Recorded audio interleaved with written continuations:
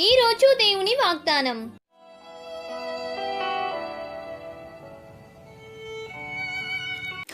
యెహోవా మన కొరకు గొప్ప కార్యములు చేసి ఉన్నాడు. కీర్తనలు 126:23.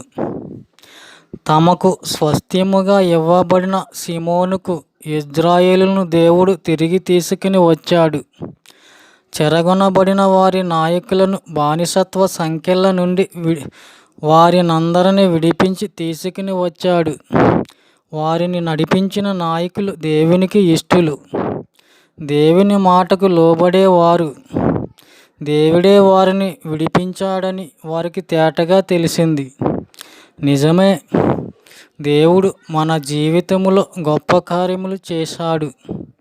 తన త్యాగము ద్వారా మనలను పాపపు బానిసత్వం నుండి విడిపించాడు. తన వాక్యము ద్వారా మన బుద్ధిని సరిచేశాడు. ఆయన మరెన్నడూ బానిసత్వము సంఖ్యలను మన చెంతకు చేరనీయడు. ఆమేన్.